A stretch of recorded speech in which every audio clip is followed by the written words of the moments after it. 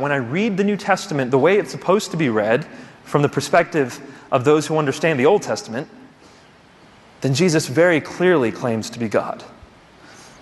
I didn't want to go to John. Most people said, look at John. In the beginning was the Word was with God, the Word was God, and the Word became flesh and dwelt among us, and we beheld His glory, glory of the only begotten. Look, clearly Jesus is claiming to be God here.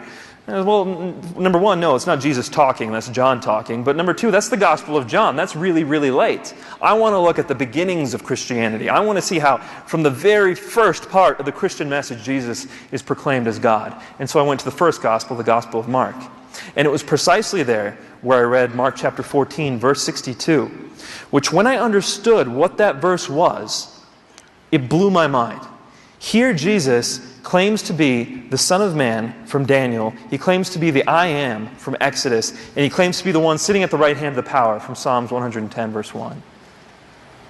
Jesus very clearly claims to be God in Mark chapter 14, verse 62, when you understand its context. And so I said, all right, fine. Well, how do we know He died on the cross? Did He actually die on the cross? Because the Quran told me Jesus did not die on the cross. The Quran says in chapter 4, verse 157, وَمَا قَتَلُوهُ وَمَا صَلَبُوهُ. We killed Him not, nor did they crucify Him, but so it was made to appear to them. So as a Muslim, I believed what the Quran told me. Jesus did not die on the cross. But Christians think Jesus certainly died on the cross. So this was a good litmus test right here. Which one's true? Which one's false? So I said, I'm going to study Jesus' death on the cross from a historical perspective. I want to see, did He actually die on the cross?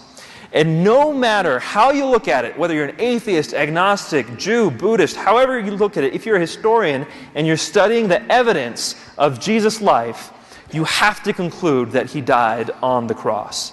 Every scholar who studies Jesus' life concludes that Jesus died on the cross. In fact, what they say is that if we can know anything about Jesus' life, it's that we know He died on the cross under Pontius Pilate.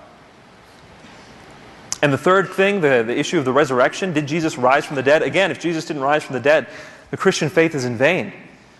So how can I know whether Jesus rose from the dead? Well, as luck would have it, God brought to town a debate. It was a debate on whether Jesus rose from the dead. It was between a Christian named Michael Licona and a Muslim, Shabir Ali, both very respected in their fields. And as I was watching the debate, I was still a Muslim. As I was watching the debate, I concluded that the Christian case was far stronger.